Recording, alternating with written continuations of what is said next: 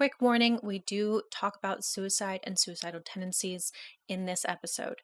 If you or someone you know is struggling with suicidal thoughts, please call the Suicide Prevention Lifeline at 1-800-273-8255. Thank you, and on with the episode. This podcast is a proud member of the Paranormality Podcast Network.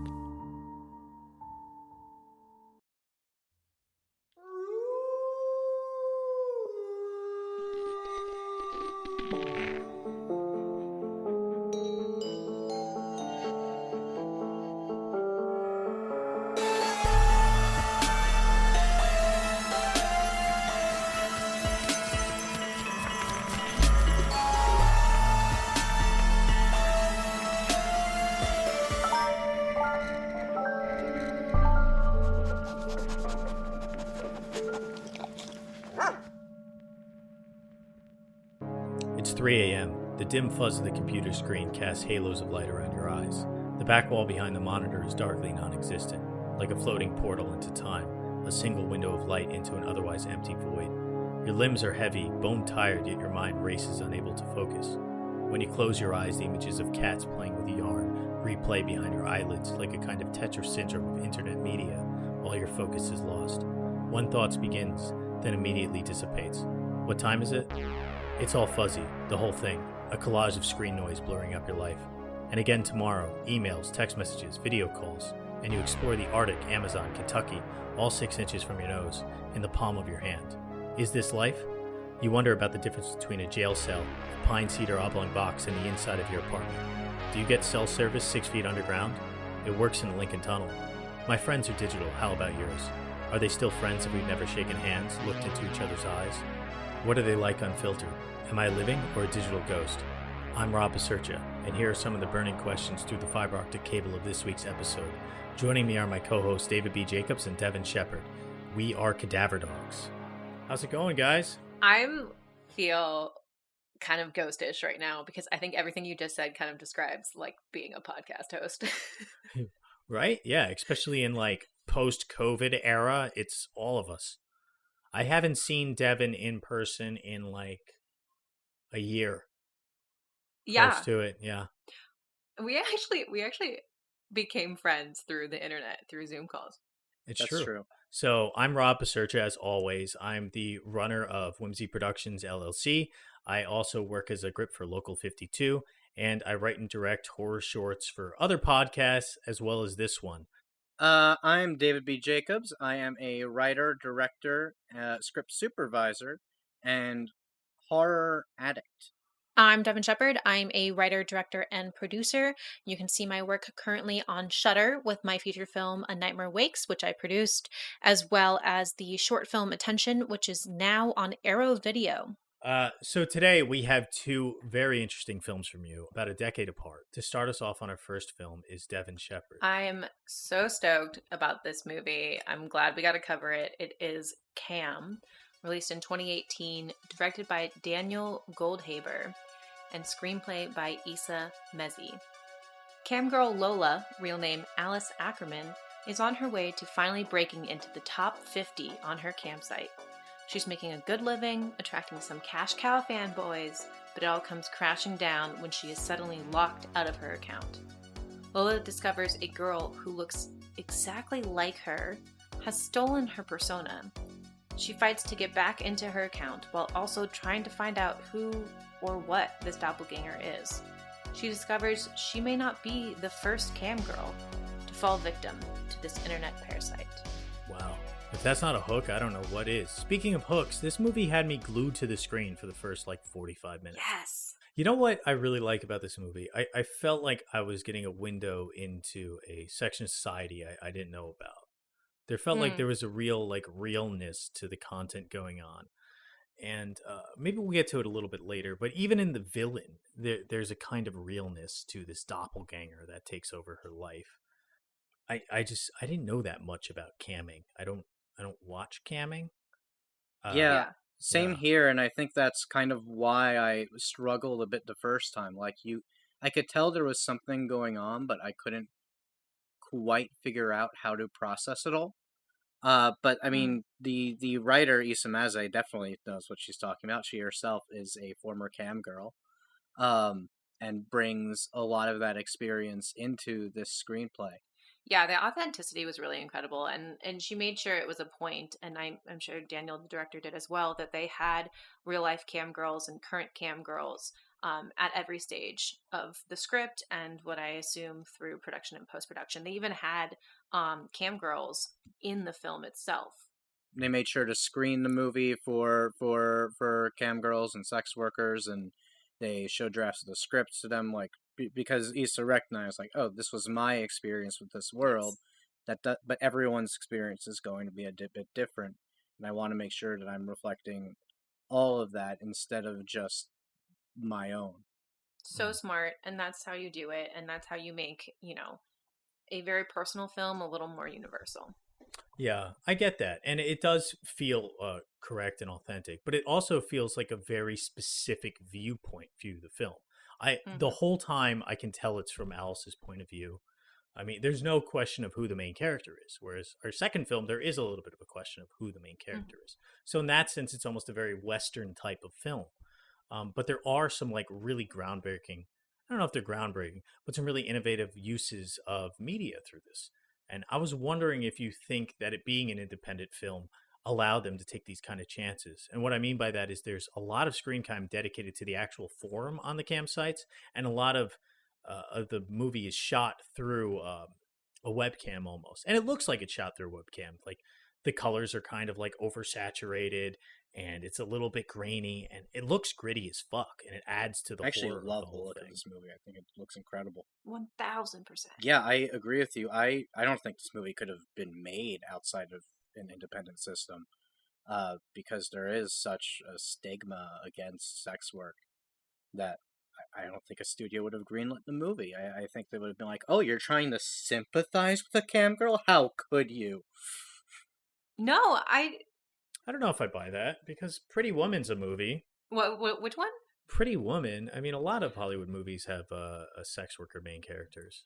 You know. Yeah, but it doesn't show as much of an authentic life of the sex workers, I feel like it shows like a Hollywood version of sex work. Whereas I think the most relatable one to this movie, going off of what David said, was actually Hustlers, Okay. where I saw in a Q&A, Lone Scherfig, the director, and all the female producers were doing a panel, and they were talking about how literally everyone said no to that film because you villainized the strippers, which was interesting, and then they like didn't humanize the patrons as much. And so I think David's right that like Cam would have to go through the independent film system in order to be accepted at all. And then, but immediately got bought by Netflix, Yes, like immediately, and became a huge splash. because a studio is afraid to take a risk, but if independent people take the risk and then it turns out really good, then all of a sudden the studio's like, "Oh yes, we love this now," and then they all want it because now you're tapping into a unique market that hasn't really been tapped outside of this. Right. Yeah, I think in that respect you're onto something with the content, but I meant just the visual style seemed like not very Hollywood. So even if a Hollywood studio were to pick up on this project, I think it would look significantly different. I think you are right, Well, and I think it would be. I think it would look worse. I think it would be too clean, and it wouldn't play as well. I think it works better that it's a bit dirty. I agree, and I think we've seen some internet films that went through the studio system. How do you so what do you guys feel about how it portrays sex work in this movie? It feels authentic, but do you think it's an absolutely like positive one? I kind of like how it is kind of a biased viewpoint, but we're not given like this holy grail to sex work. It's not necessarily like positive. Alice, before and after the fact, has some serious issues with her own life. It seems like she has a disconnect with her family life, with her mother. She's like not on good terms with her. And by the end of the movie, probably one of my criticisms, if you'd say this, is that the schism that forms between her and her brother Jordan never gets That is a really resolved. weird point, and probably one that we should come back to. But I do want to focus on what you just said here about is it portraying sex work in a good light? And I think yes. I think because they empower the sex worker and they show like that these sex workers are in control and they do have a life outside of this and they do have struggles with the work that they do. I know repeatedly Alice slash Lola says in the film, like, this is my job. This is how I get paid. This is how I do things. Like when she is in that scene with the cup, which I definitely want to come back to at some point. They're like questioning her and grilling her. And she's like, if I had any other job, this would be a completely different conversation. Like, you guys don't respect my work, and I think this is a viewpoint that Isa, the writer, made very, very clear. Is like, this is how we respect this work, is to show the authority and the multifacets of these characters and of these sex workers. So I think it's done very well. Mm-hmm. And sorry, I'm ranting, but I think they also put a good light on the viewers, fans, whatever we want to call them. They show that they are also people and they are also humans, and they don't villainize them, and they don't some of them are creepy, yes, but they don't like talk down to them. I disagree. They're all villainized. Really? Who are the two? There's Tinker and Barney, completely villainized. Even her brother's villainized. What? To a certain extent. Yeah. Her brother and all his friends are villainized. In fact, every male person in the movie is villainized to a certain extent. There's no good male character. I'm going to take a middle ground on this. First, I think Devin is completely right that this movie is a very positive portrayal of sex workers. It definitely portrays them appropriately. I read that Isa Mazzei really wanted to show the customers in positive light. I don't think that it actually does that. I agree with Rob that her customers are villainized. We meet two of them in person, and both of them suck. Yes. They both just suck. Creepy things, yes. Yeah. And we don't have a counter example to that. The brother Jordan's friends are absolutely terrible. They're disgusting people. Jordan himself isn't villainized. I don't see that at all. He's kind of a dick. I mean, not he's kind of a dick, but he's really not. There's no resolution. There's no resolution, right? Yeah, they don't resolve. There's no resolution. Yeah, but he has a reason to be upset. Like he's not. Yeah, he's struggling. Yeah. But it was really cool to see him accept her. Like when we have the scene where she's in her mother's shop and her brother comes over and she's like, she's sending nude photos of herself to her customers. I like that term, customers. That's exactly what we should call them. And her brother, and we think that like she's going to hide the phone from her brother, but in fact she talks about her job to him, and then he accepts that. And that was such a cool new he's her confidant to see in this film. All right, this comes into all the aspects of the movie. The tension comes through the passing of the boundary between her work persona and her regular everyday persona, right? And like her brother is the one confidant in between there. But then even when the boundary crosses over and his friends find out about it, that causes a serious tension, right? The only person where the boundary crosses over and it doesn't cause a real issue is with her mother, who just accepts her and is like, actually, I like this. You're all empowered. You're not moping around in pajamas anymore, which that part is pretty cool. But the main character, Alice, she sets up these boundaries. She doesn't tell her customers that I love you. She, what else does she not do?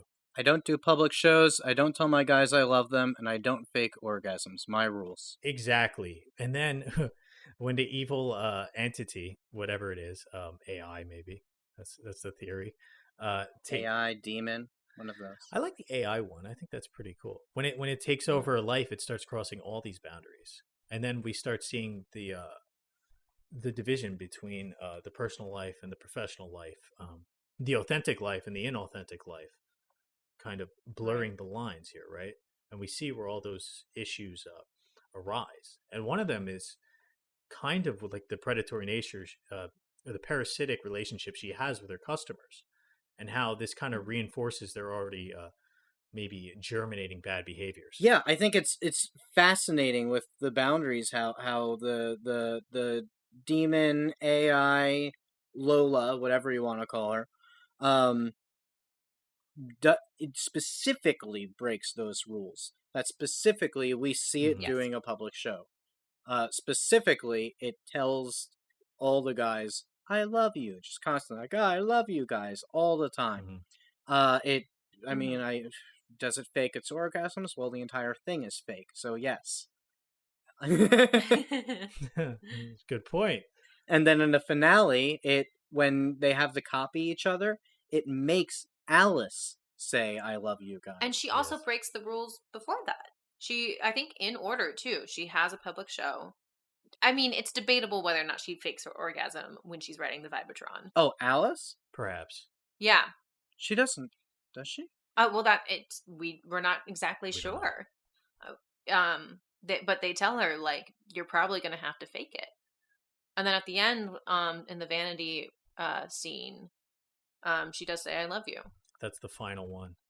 And one of the last boundaries she does is she has to change her identity at the end. Yeah. She becomes she becomes Eve? Yes. Eve Bot. And she changes her hair, Eve she Bot. changes her look. Is that a rule?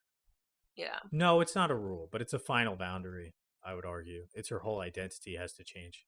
Well, and I think that's really it. It's like this whole entire time she's been struggling to keep these two lives separate, but also I read an interview with Isa, the writer, and she was saying like what Alice was doing throughout the entire time was being herself in both worlds, and she couldn't separate performer from personal life.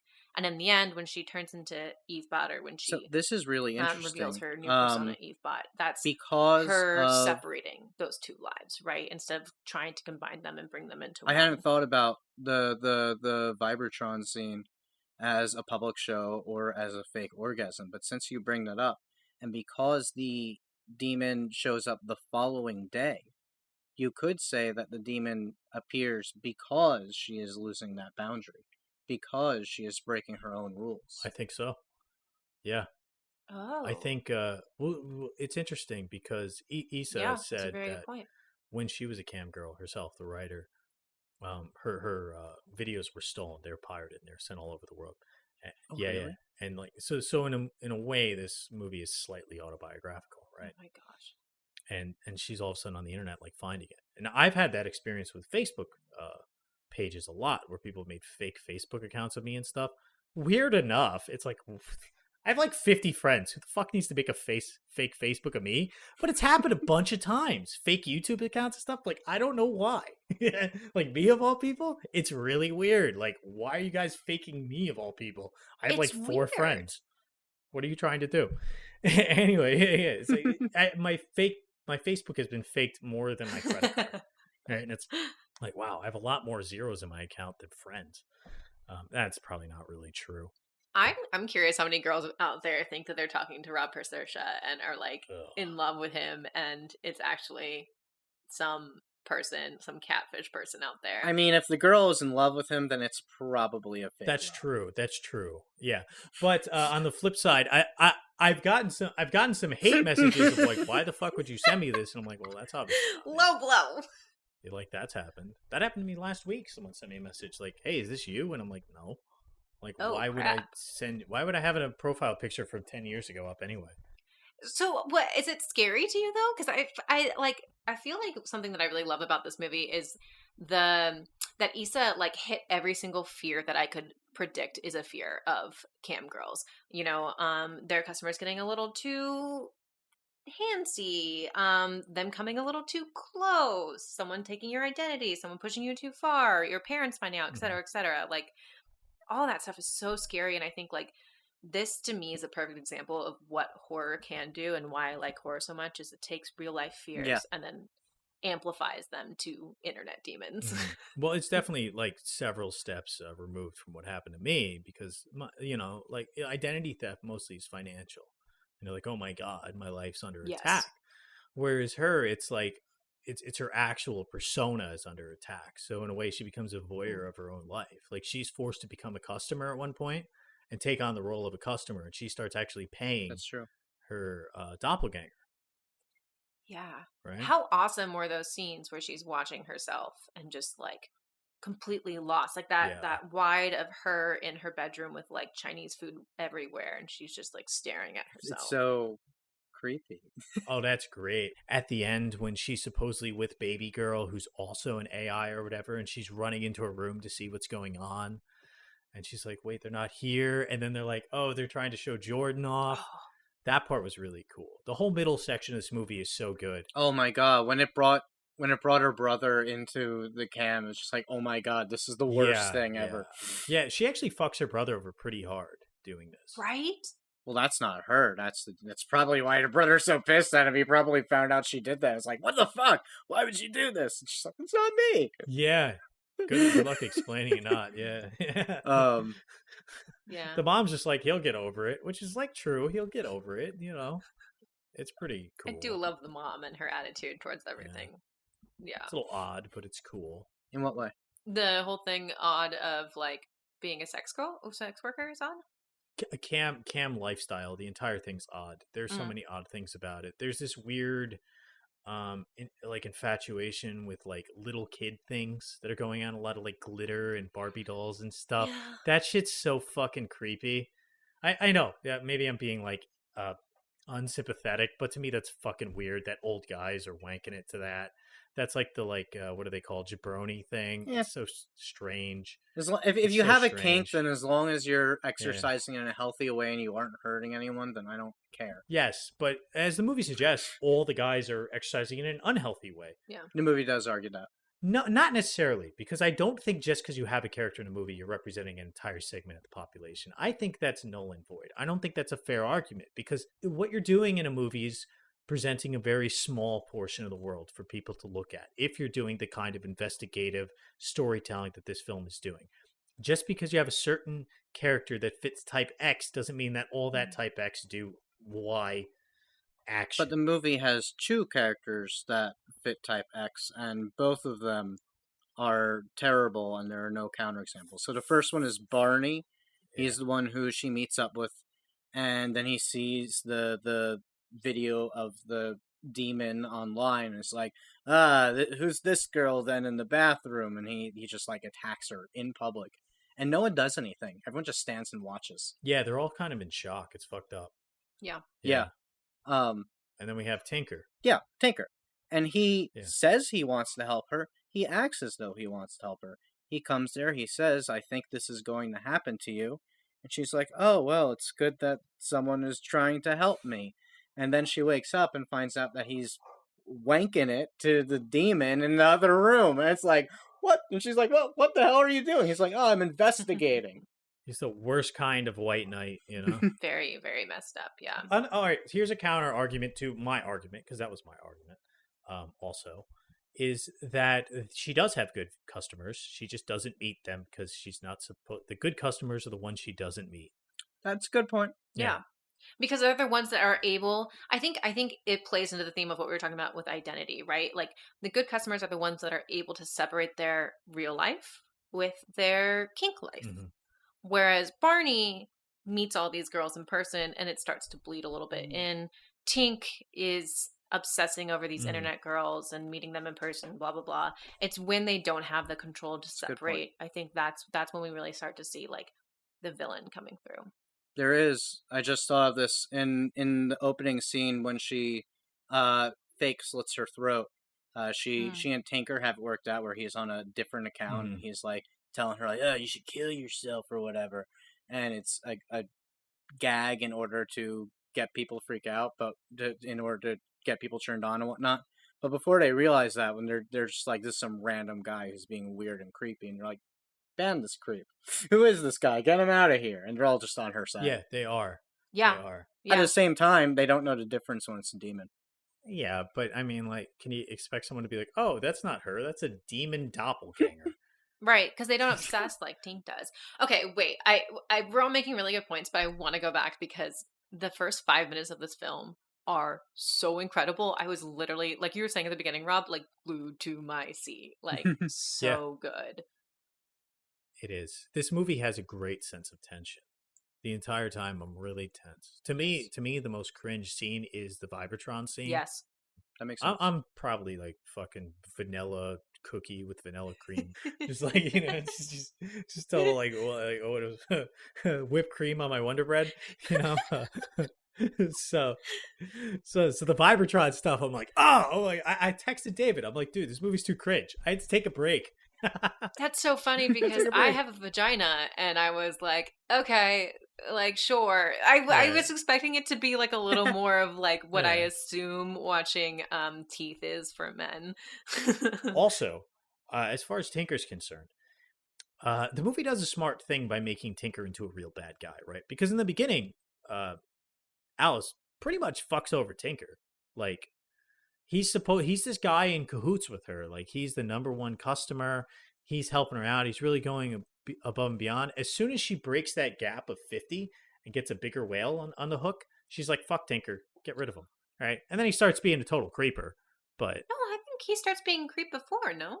Yeah, he moves to where she lives. He does, but that's right after she starts acting weird towards him. You're right, because she goes after the second Barney gets on. She's like, oh, I'm going after the bigger fish, and starting to ignore Tinker. But I think it's also a point that she doesn't owe Tink anything. Well, she doesn't owe him anything, but it's kind of like if you have a friend who does you a bunch of favors, then you just drop them. It's fucked up. Or more like if you have a friend who does you a bunch of favors, and then you get a call like, hey, can you be on set tomorrow? I'll give you $200 for, more than that. I'll give you like $800 if you're on set tomorrow. And then you say, hey, I'm going to cancel our plans. I got to go make money. And then the friend says, okay, that makes sense. Go do that. Yeah, but she doesn't communicate that. It's so, like, in a way, like, yeah, I feel like she did Tink dirty, but then he definitely crosses the boundary. And not only that, she crosses her own boundary by saying, I'm going to That's not one of her boundaries. Yeah, but it's crossing the boundary between screen and interpersonal connection. But it's not one of her boundaries. But it is a boundary. But it's not, because it's not one of her boundaries. And I think that that's a thing. But it's the same boundaries. Like, her identity it's not listed as one of her boundaries, but it's one of the boundaries of the movie. It's not something that she is uncomfortable with, and I think what's important is what she's comfortable with and what she's not. Well, it's implied that she doesn't meet her other customer. No, it's not. It is. But she does hang out with Tink, I guess not in person because he doesn't live in the area, but she does hang out with him via Zoom, but that could be a private thing. Can we talk about Madeline Brewer's performance for a second? She's awesome, actually. She does a lot, and she really looks like two different people throughout it. My favorite Cam one is when she's doing the workout thing, and she's like, a 1, a 2, a 3, and it's like it's just a complete performance. Like, that is a completely different person than even the Cam girl who's eating the meat. Yeah. Isn't that Demon Lola? That is Demon Lola, yeah, but it's the same actress. And then then Demon Lola in that same scene shoots herself, does another fake suicide. And this time, though, Alice isn't the one doing it. She's watching it. And she, like, has this breakdown moment over it. It's it's incredible. So terrifying.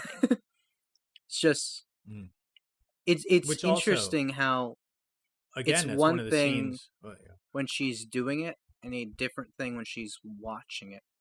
And, I mean, it's just all about whether or not she's in control, I think. Mm-hmm. Isa has said she wrote a book called Cam Girl about her actual experience. At the end of the book, she explains that being a cam girl in real life helped her process her actual trauma from sexual abuse and helped her come to terms with that and face that. And I think that is so interesting because she was able to exercise her sexuality in this safe environment that she didn't even like sex. Yeah, and I think that goes back to my point earlier of, like, the way cam girls are portrayed in this film is because they have the control, like you were saying, David. They have the control over the sex, and I see why that would be such a good tool for therapy. She quotes Pretty Women.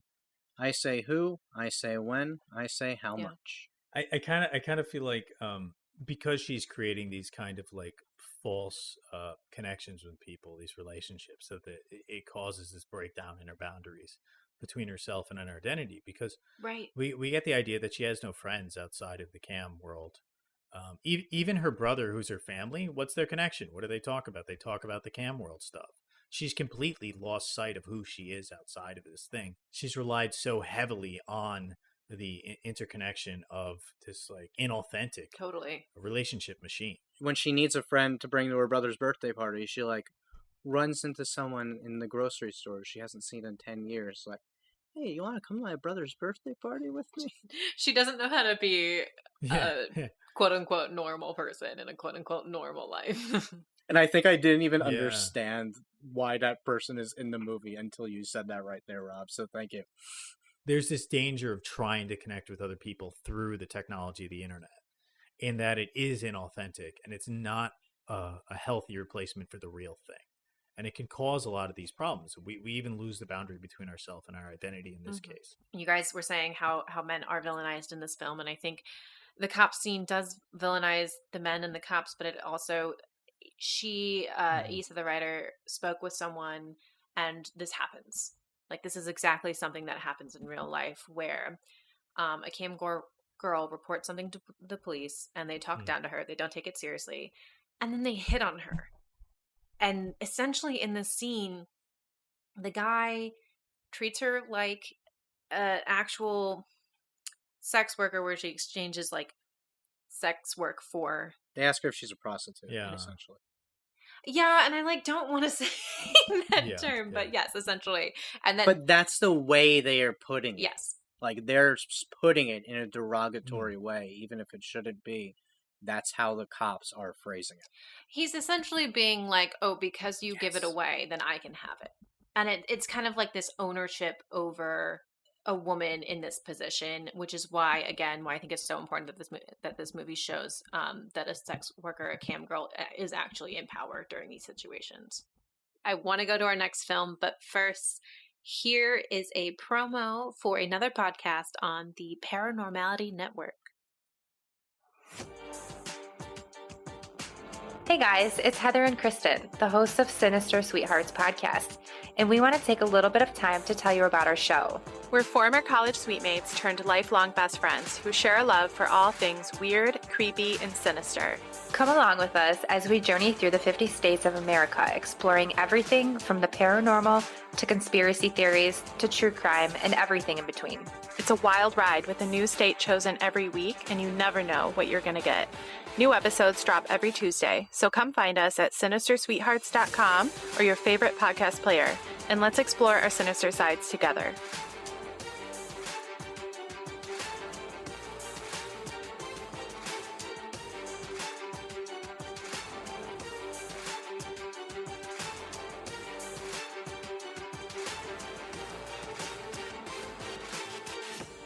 Our next film comes from the other side of the globe, and about 2 decades prior.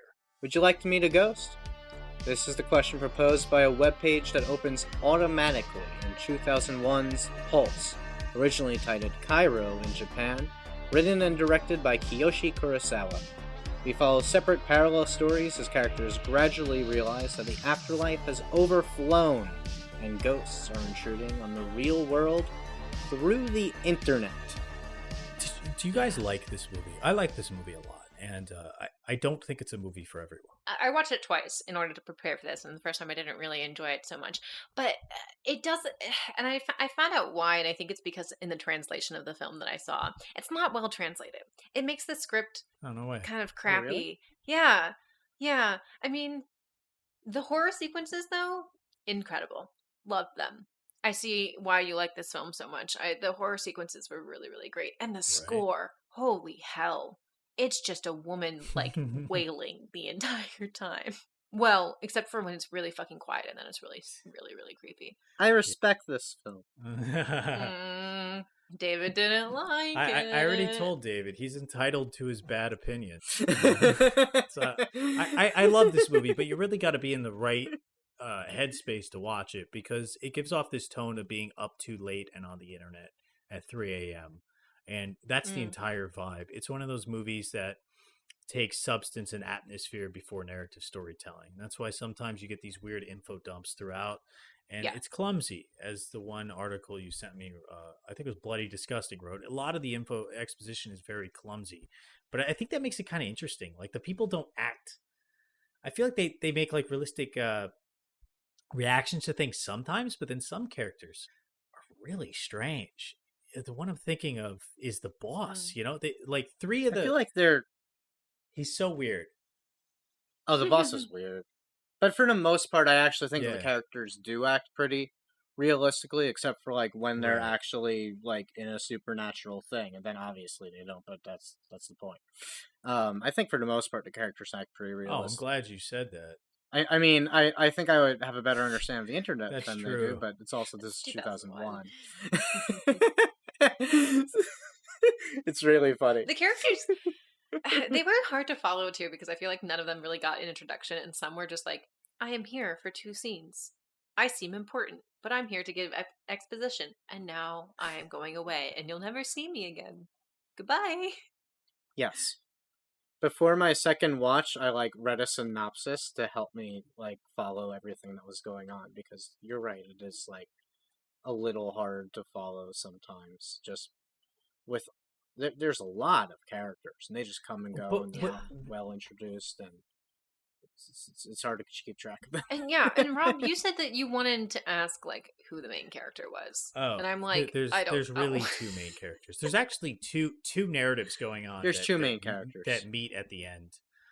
The first Yeah. follows 3 characters. It's so lame. Yeah. Sorry. There's the first story is Michi, Junku, Yabe, and their friend Taguchi. Taguchi dies in the grossest hanging scene ever, where his neck just gets totally stretched in this bizarre fucking kind of ultra realistic suicide, which really kind of fucks with me. I watched the first half hour of it again today.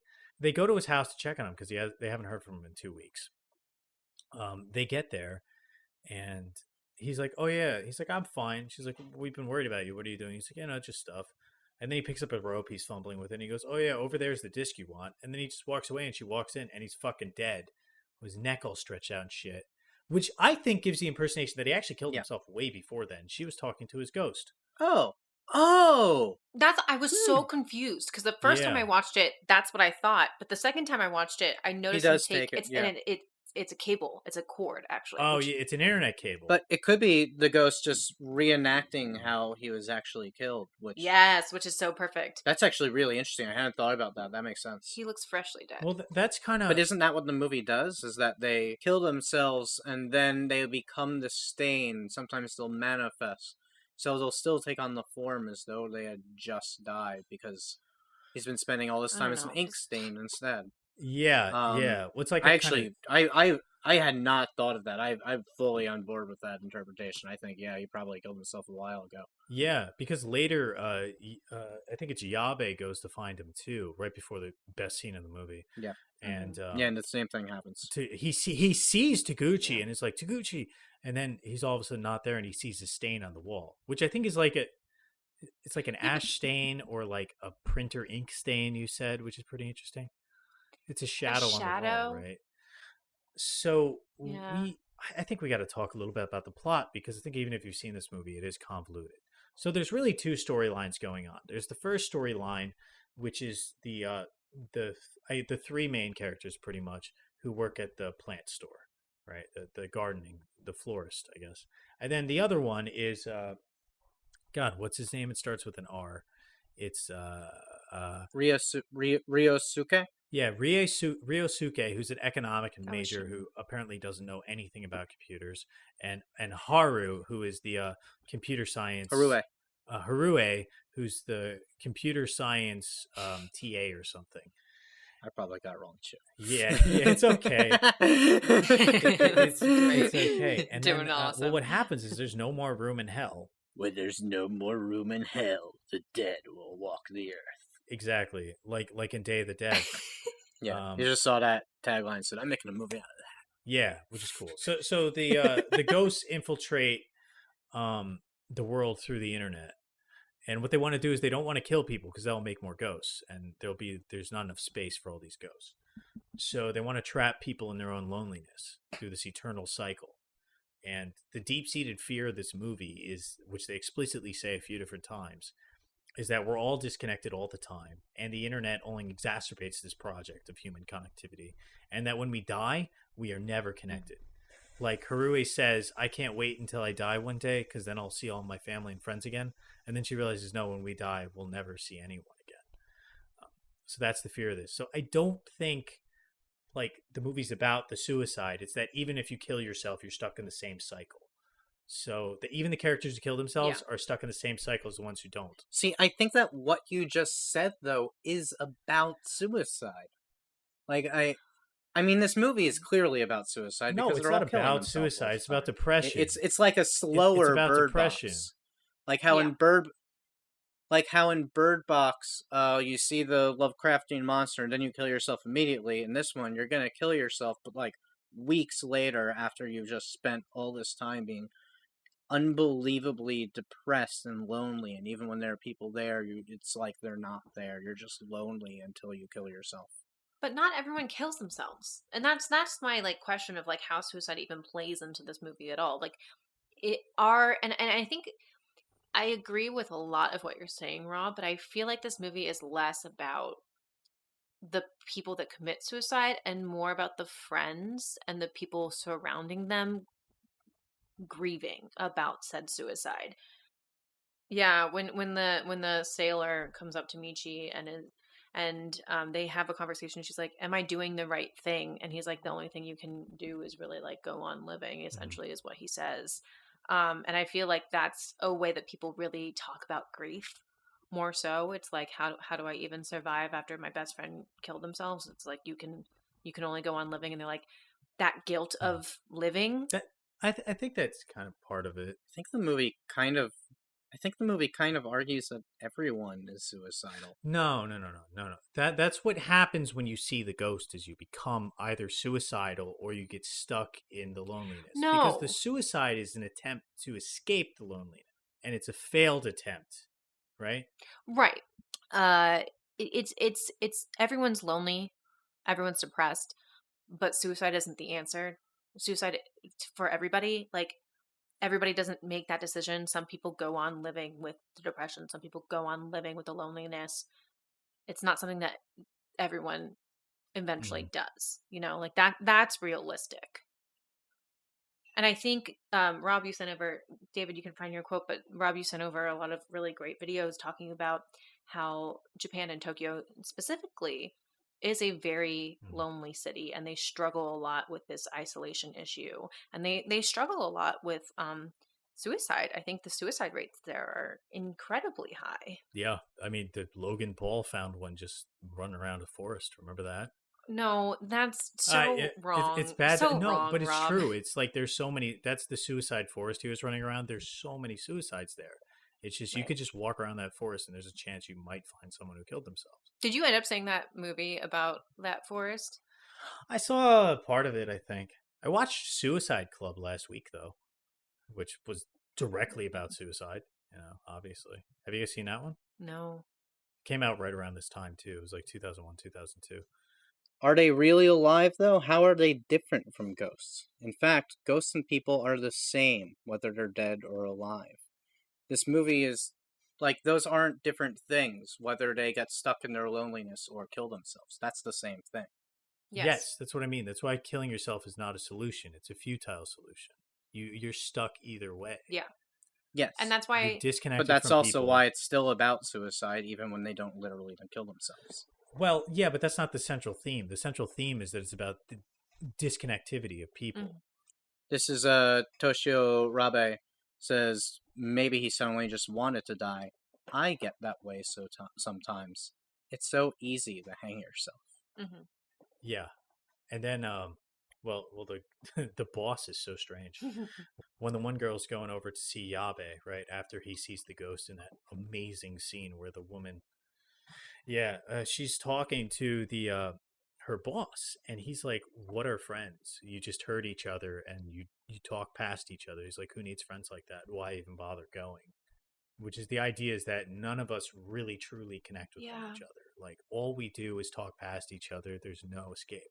And David wanted to argue if this is a real philosophy. I don't think this movie's saying that's the philosophy. I think this movie is just expressing a fear of that. And I think that's what makes it good horror. This is a fear that we all have, that none of us are ever going to be understood, that none of our friends really truly know who we are, and we don't know who our friends are. We're never going to connect. We die alone. and we live alone. Yeah, I totally agree with that. And I think the direction of this film and how they portray that is so subtle and so well done. There are so many actions that happen in the background that even the viewer sometimes doesn't notice until it's too late. Like the moment when I think it's the second suicide, when the woman is on the tower, she's standing in the background for a while. Dude, that seems crazy. And then we don't notice her until she jumps. Which, how the hell did they shoot that? Because you just see her fall. Dummy? Maybe it's a marionette or something? She moves! There's like the most discordant fucking noise after that. They have like just the insane instrumental like follow-up. It's not the woman wailing, it's just instruments. But it's just discordant. That's just chilling. So again, how is it not about suicide? Well, suicide's like one of it, but the movie's not exploring suicide. It's exploring loneliness. Which ties into suicide. It's just suicide is one of the natural reactions to it.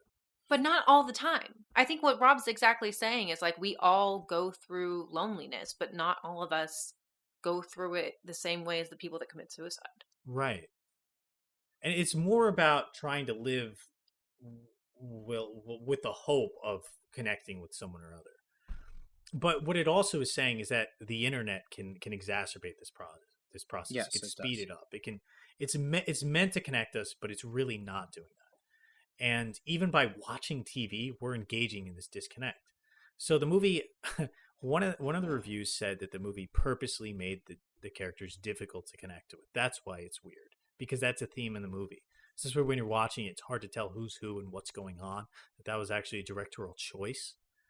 Was that we're not supposed to connect with them because we are the voyeurs. We're trying to connect with the character and having trouble doing it. Just like the characters in the movie are trying to connect with other people and having trouble doing it. Yeah, that makes sense. And we see this in the scene with it's Harue, right? Harue, the TA, when she gets stuck in her loneliness and she looks directly into the camera, which she's seeing the ghost, which is supposed to be us watching the movie. Yes. And she's trying to hug the ghost. That's us. We're the voyeurs. And then she says, "I'm not alone." She's like, "Yay!" But she can't really touch us. Which It's very hard to pull off. Yeah. I see why this is one that you have to watch like 5 times to really like fall in love I don't with know. it. You got to watch it by yourself at night and just really focus. That being said, there's a really bad pacing problem with this movie. It should be a half an hour shorter. Such a bad. It should. The first 45 minutes of the movie are great. Yeah, and then it gets weird, and then it gets really intense. I'm sorry, I laughed so hard when all of a sudden, for like a minute, it's a completely different film. She gets out of the boat, looks ahead, overhead, and there's a plane on fire that just crashes. And there's a giant explosion, and I'm like, what? This is a completely different film right now. What happened? That was just when shit like hits the fan. It's all apocalyptic everywhere. Yeah. Yeah. But it slowly got to that point. I'm like, this feels so out of left field because we didn't set up that the world is at that point yet where planes are literally falling out of the sky. It's very jarring, that part. Yeah. it honestly, it's like the budget of the film. It doesn't look that great, the plane crash. It really doesn't. No, but I think it's also 2001. Yeah, that's true. You know? Fair enough. I mean, also when Harue kills herself, there is just no blood. It's like the most bloodless gunshot ever. I mean, one of the things that you were saying with the voyeurism is that in Pulse, but also in Cam, like a lot of the scenes are just people alone in a room with a computer screen. And they both really, really emphasize this image. And I think in Pulse there's strictly a thematic element, but in Cam it kind of has a similar effect, although they don't lean into it as much. That she is alone. She has no friends. All the people she knows are online. I don't know if that's destructive to her. It's not like it doesn't end up hurting her at any point, really. It manifests the demon. It does manifest the demon. Cam's about the boundary of your personal life and your personal identity and your online identity, and the blurring of those boundaries, and it causes you to live inauthentically, right? You become a voyeur of your own existence. Pulse, on the other hand, says that the internet causes us to be a voyeur of our own existence. in that we become as if we're a ghost. Through watching TV and faking a connection to people, we're the same as if we're dead. We're a ghost because we just exist in a world, but we're not interacting with it. We're not changing it. And that's what they meant by that POV shot where it was looking at us and she looks directly into the camera and she's trying to hug us as a ghost because we can't hug her. And now she's 18 years older or 20 years older, and maybe in Japan, I don't know what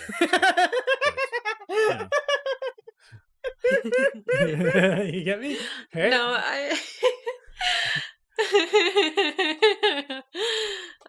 I think that's so interesting, and I think one thing, and I what I love about watching these two movies together and how we can be comparing them is like one was when the internet age was.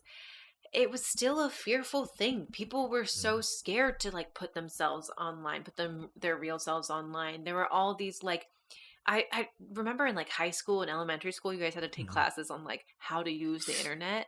Like that's the thing people do now because the internet is a tool now. It's not so much of, or it's a life now and it was a tool then. It's a different, we have a different relationship with the internet. And I think watching Pulse and then watching Cam, we see how our relationship to the internet has progressed and how it's changed. I love the scene when Harue is teaching Ryusaki how to use the internet. Yeah. And he's like, I don't really know anything about computers. She's like, oh, okay, so you go to the website. Wait, not so fast. Okay, and then you click on a button. Wait, I've got to write this down. Click on the button. Yeah. It's a little amazing. It's a little overdone. A little bit, yeah. But at one point, that was you, David. That was little David. Where is the print key? How do I right click? How do I bookmark? I gotta tell you, I've never gotten the print screen key to work. So I think part of why I don't connect to this movie very much is that I think I just disagree with it. That this movie is so terrified of the internet. And it's so like, this is going to consume your life and you don't go on the internet because it will separate you from other people. And I just find that uninteresting and outdated for me.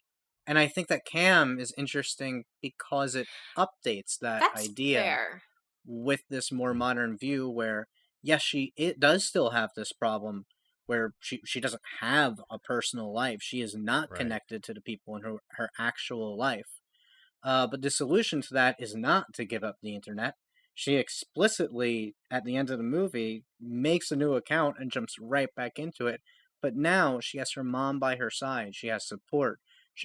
People in her life know what she is doing. And that is giving her this stronger base of support that she will not be crossing her boundaries anymore, I think we can assume. And it's a very different takeaway. It's a more optimistic takeaway. And I think it's just truer to life. Well, yeah, but I think that's too literal of an interpretation of Pulse. I feel like Kairo is more about the existential dread of just relationships, about how they're not really real. And I think to me, that speaks to me more than Cam, which is really just about identity theft. I think that's a bad message, though. Well, it's not. That's why it's scary, because I think it's existential horror, and I think that's the best kind of horror. That's the kind of horror that touches you no matter where. It's not. The movie's not saying this is the case. It's saying if this were the case, that's fucking terrifying. Well, it is saying this is the case because it's not presenting any in the reality of the movie. Totally. In the reality of the movie, but it's not saying that's the case in the real world. If this is a fear that you have, then seeing it justified in a movie is going to amplify that fear. Yeah, which is what horror is about. But it also means that, other people have this fear too. So you can connect with that. Yeah, I think it's really interesting. And I want to touch on this, Rob. You talk about the universal themes from both of the films, but I think they're very relative of what the fear of the internet was at that time. And I said this before, but I think that universal fear of loneliness was what we rooted the internet in 2001. And this other fear of losing our identity is what we're rooting in now. Maybe there'll be something different now, but 2018, identity crisis, that was definitely something that was fearful about the internet. And I think that is it's a universal fear, but with the focus on the internet specifically. But I think in a lot of ways the movie is kind of prophetic, especially if we're going to talk about the hikikomori issue in Japan. And we just call it shut-ins here, but there's a lot of people like that. One of the most telling ones was I showed you guys that mini doc on the people who are living in cyber cafes. Yep. And like that's just their life. They just live in this cyber cafe. You know, they just rent out basically an internet space. But present it for the audience who doesn't know what that is. A cyber cafe is I guess they have them in New York too. It's just a small internet room that you rent. You rent it for a price as if it were a small motel room, and you go in there and you're supposed to use it to use the computer that's in there and the Wi-Fi. So people go in and play video games usually. Yeah. But now people are using it as a place to live. I guess they go walk around all day, do whatever, and then they live there, or they never leave the room, etc. Yeah. Oh, yeah. We'll link the doc that Rob sent in the show notes. But it's really interesting. It does show the life of and Rob, you use this term. What is it again? Could you actually explain what that is? It's a hikikomori. It's I think it translates directly to pull stay. Sorry if I'm wrong on that, but the idea is that they're like pulled to the room and they stay in there. And these are people, I think it's defined as someone who leaves their room like once every 6 months or less. These are mostly people who just live in their rooms. So one of the big problems, I think, David, you sent this link, was that there are people who die in a room and no one knows. Mm-hmm. And they'll find it. Like there was an old guy who died in there and they didn't find him for 3 years. So now there's dedicated cleanup crews to go around and try to find these people and clean their room if they died in there, or just connect to them if they haven't died. And these are just complete shut-ins who live in their own virtual reality. Anyone they talk to through a screen or through a phone. And there's no real human connection. So they live alone and they die alone. It's so weird to like comment on this now, though, after the year that we've just had. And I mean, we're recording this in 2021 after in April, which is, a little over a year of being in a pandemic and essentially being these shut-ins. Get in my shut. Get in my shot. Oh my God, David. Lucky. But yeah, it's weird to comment on now because now we've all lived this life, and I mean, we didn't choose it, so it's different. But I think something David said of like how he couldn't connect with these people, like putting their whole life on the internet or being able to like not connect with someone on the internet, like that's all you've been doing for the last year though too. Yeah, but do you feel good about it? You guys met on the internet. We're talking on Zoom right now. That's true. Yeah, we did. Rob and I make this friends is on the happening internet, because of the internet. Yeah, but how? And we're talking to people who also don't know us via the internet. That's true. But I would argue, like, I wanted to see you guys in person a lot more. Yeah. And everybody. Like, there was probably 2.5 months where I was just in my apartment by myself. And all I had was my phone and my internet, my weight set and whatever. The weight set that was collecting dust. And I felt like I needed a human connection. I didn't hug anyone for like 2 months. It was fucked up. Yeah. And it would have been so much worse without the internet. Yeah. It would have been, it would have been worse without the internet. But we get to see this problem of like, oh, I'm still supposedly connecting with people through this thing, but it's not real. Yeah. Oh my God, wait. Did Pulse invent the virtual hug? Yes. She virtually hugged all of us. Do you think so? And I don't know about you guys, but I did not hug back because I didn't realize that was what was happening. Yeah, me either. When Rob was describing that, I was like, oh, that's great. It is.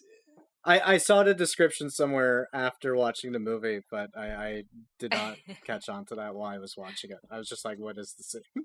Do you think I should take this 3-star movie and recut it into a 4-star movie by removing 20 minutes?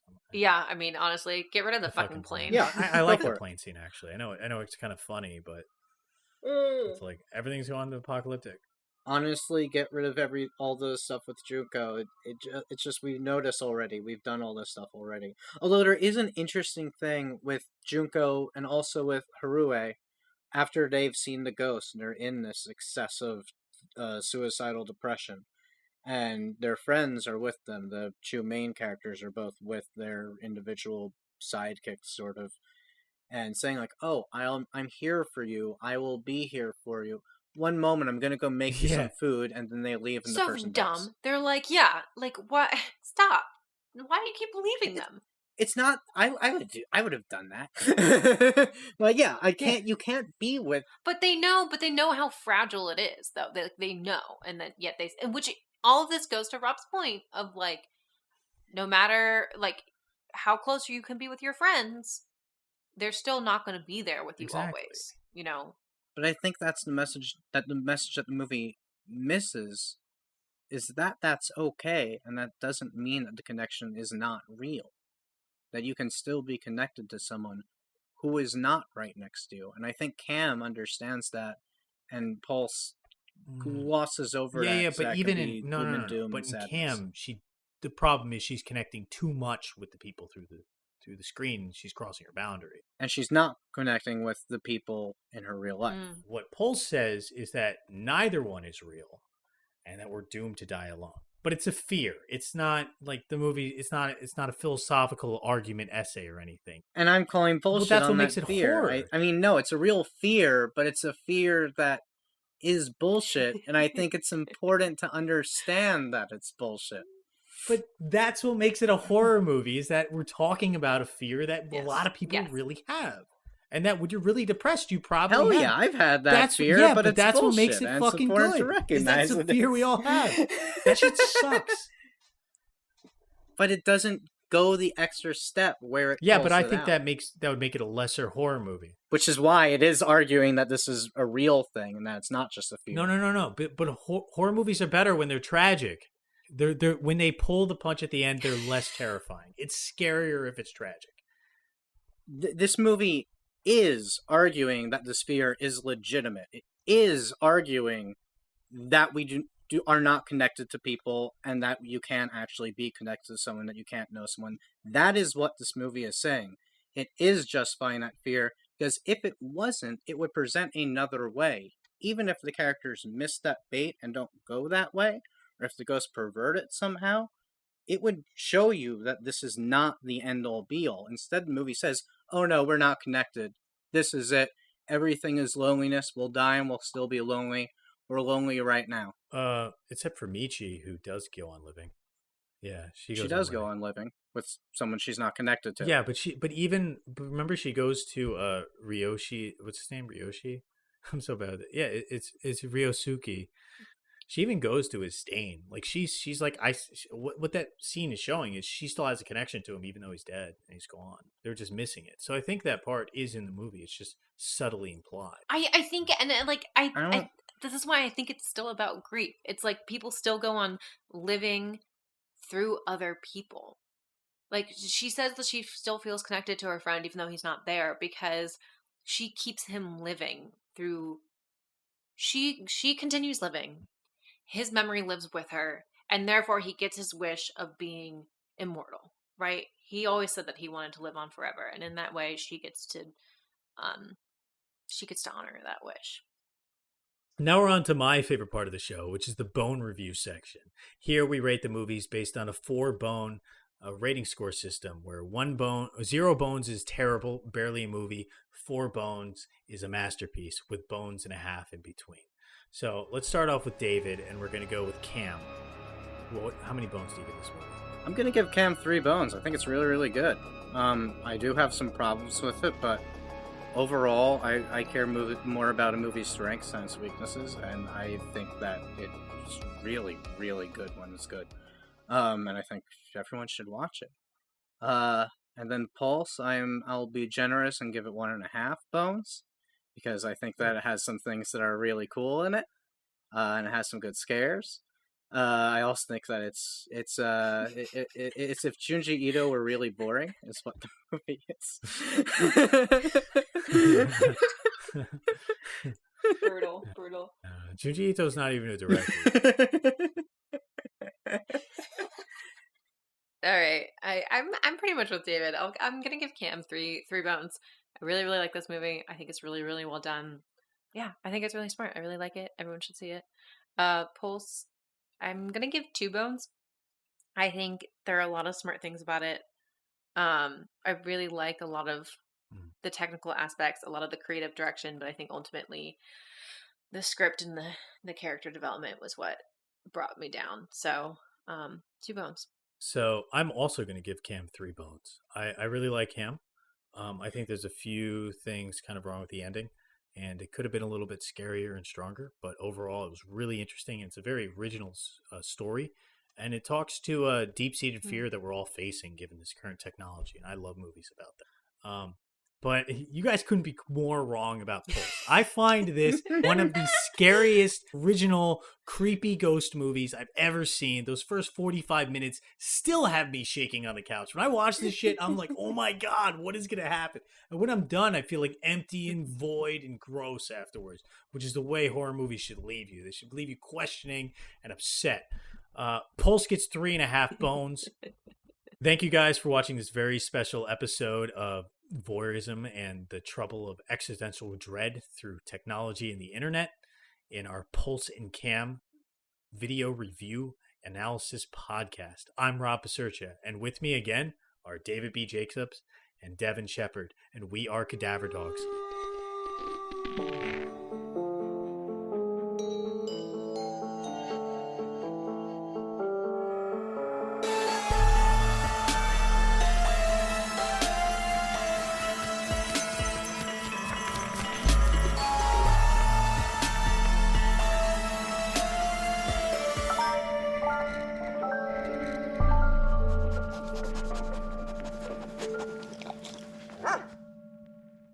And one last thing here, folks.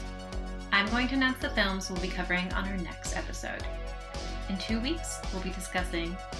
That's right, we'll be looking at society's view of queer culture through the lens of some bitchin' vampire 80s cinema. Our first film is the original 1985 Fright Night, written and directed by Tom Holland, who also wrote and directed the classic Child's Play.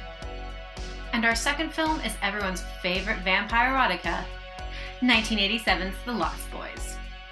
Now, we highly suggest you watch these movies before listening, but if you don't, that's totally fine. If you do end up watching, be sure to tweet us your thoughts at Cadaver Dogs Pod. In 2 weeks, join us here for our conversation about Fright Night and The Lost Boys.